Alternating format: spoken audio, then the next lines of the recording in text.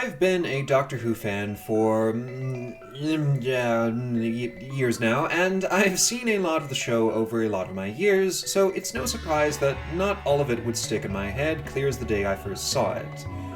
Yep, even though I can still quite vividly recall just where and when I first saw the Sensorites, when I sat down for a rewatch, I was surprised at just how much of the story I'd forgotten.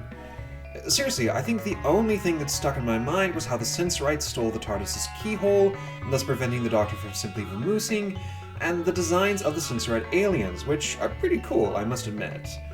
I can see why these aliens were worth a shout out in New Who, though I don't see them making a proper comeback anytime soon. But I'm getting ahead of myself. I should probably get the show on the road.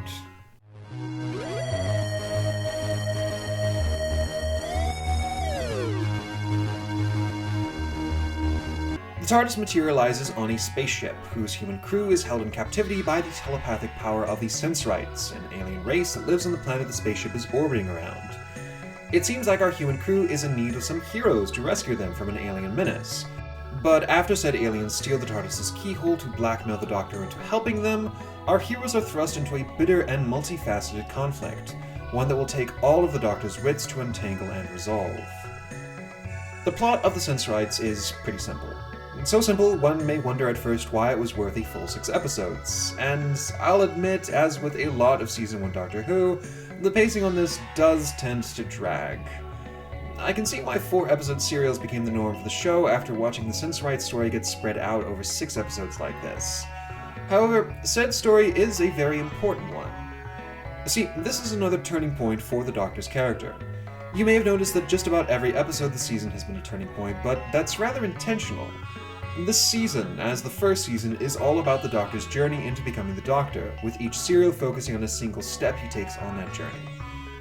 And in this serial, the step he takes is in helping some folks out entirely of his own volition. Mind you, this doesn't happen until well over the halfway mark of the serial.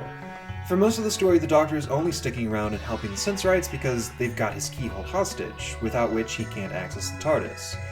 And even after developing a cure for the disease plaguing the Sensorites and getting the TARDIS keyhole back, when the Doctor decides to stay and figure out just what caused the plague in the first place, it's really more due to sate his own curiosity than a sense of altruism, but, you know, baby steps. This is also a notable moment for Susan's journey, though it's not given much focus.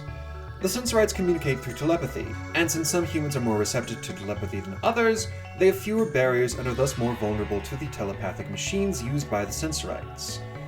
Susan ends up being the most telepathically receptive of the TARDIS crew, and after becoming convinced she can communicate with Sensorites in a way her family can't, she tries pulling a heroic sacrifice and agrees to be taken down to the Sensorite planet as a hostage in exchange for letting the human spaceship crew go.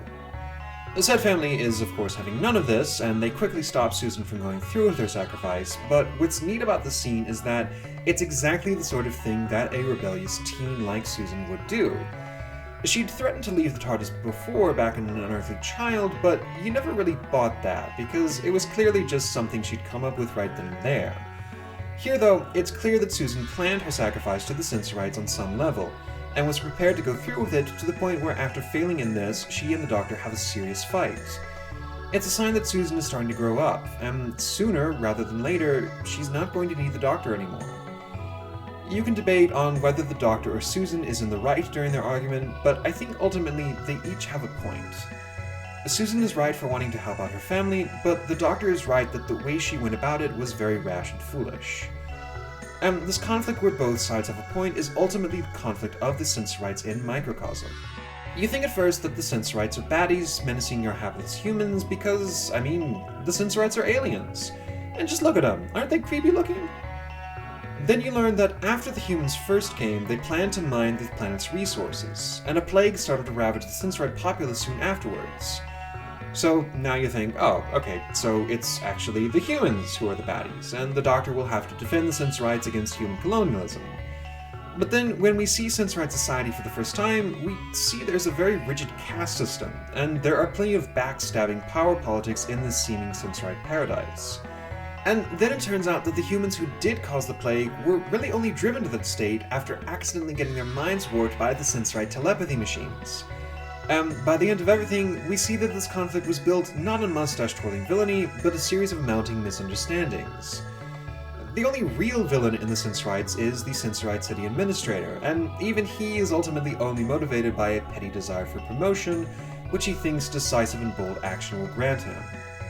One last noteworthy element of the story. It was inspired by script writer Peter R. Newman's experiences in World War II and the stories of Japanese holdouts hiding in the jungles and keeping up with the fight even after the war had ended. It's a neat little detail that adds a richness to the story's big twist near the end, but what's especially fascinating about it is that at the time the serial was made, said Japanese holdouts were still at large.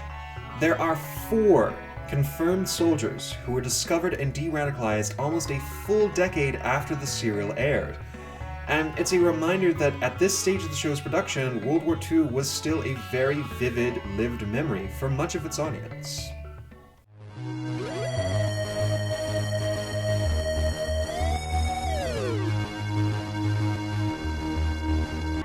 Ho ho, what's this? Why, it's another Nigel Robbins novel! Hey!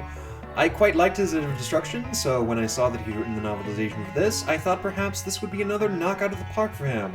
So how did he do? I enjoyed the novel. I think Robinson is a good writer. However, he does that thing again of presenting Susan as Asian because of her eyeliner, which would be less questionable if the way Robinson talked about Asian people in general was less eyebrow-raising. With an almost Oriental inscrutability? Seriously? But this is still in the realm of minor quibbles, lessening no more than a brief raise of the eyebrow before I return to the rest of the story. It does make me glad, though, that Robinson wasn't put in charge of the Marco Polo novelization, as it makes me wonder just how he would have portrayed the cast of that. Also, this time around Robinson has a lot less space to spice things up, since he has to cram a 6-parter into the page limit instead of a 2-parter.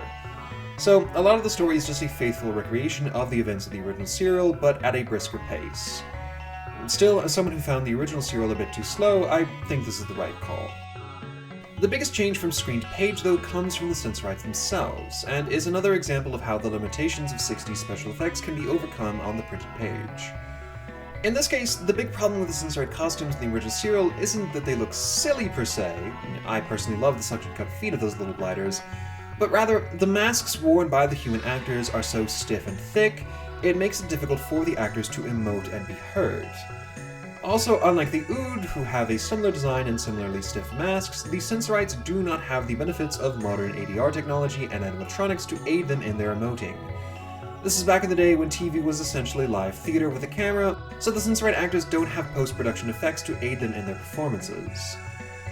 Said Sensorite actors do a pretty good job, all things considered, with their body language and voices helping give life to the characters, but ultimately there's only so much this can help with. In contrast to the serial, the Sensorites are much more vibrant and emotive in Robinson's prose, to the point where I found myself several times coming across a scene in the book and going, oh, so that's what the actor was going for. Also, while the original serial ends on a happy note with the conflict resolved and peaceful relations between humans and Sensorites restored, the novel ends on a more bittersweet tone, as Barbara silently reflects how, even if things seem fine now, things seemed fine when the humans first made contact with the Sensorites. This conflict has been resolved, but conflict can still spring up again in the future. Those precious minerals the humans want are still on the planet, and history is full of peaceful relations turning sour. After the Aztecs, Barbara can't help but wonder if helping out here will have terrible consequences in the future. But still, even if the future may bring new issues, they were able to help people here and now. And that's got to count for something, right? I realize after saying all this that I'm making the Sensorites novel sound pretty great, so why does it sound like I didn't enjoy it? I guess the answer is that I did enjoy it, but after Robinson's Edge of Destruction being so amazing, I was expecting something similarly mind-blowing. And in the end, what I got was simply something swell. I suppose the lesson from all this is that one should temper one's expectations, which is fitting. You can't judge a Sensorite by their grizzled mug, and you can't judge a book by its author. You've got to get to know both of them before you make judgment calls. Have I lost the metaphor here? I'm not sure. Moving on.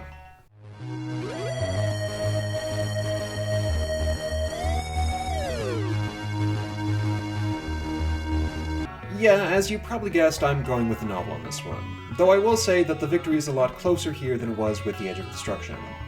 I realize now that no Target novelization author has dazzled me other than Nigel Robinson, which makes me wonder if this will be a pattern for the rest of the series, but hey, I've got one more story of the season to go, and the novelization of that is by a guy very highly regarded for his work with Target. They even did a little tribute for his Target work on the BBC, but once again, I'm getting ahead of myself. So for now, I'm Marco Keane, and if you like this video and would like to help this channel out, please consider liking, commenting, or subscribing. Don't forget to ring that bell if you want to catch new episodes each Saturday tea time, and don't forget to share this video to help boost it in the algorithm. Thank you all for watching, and a special thank you to the BBC and Dominic Noble for not suing the pants off of me. Bye bye.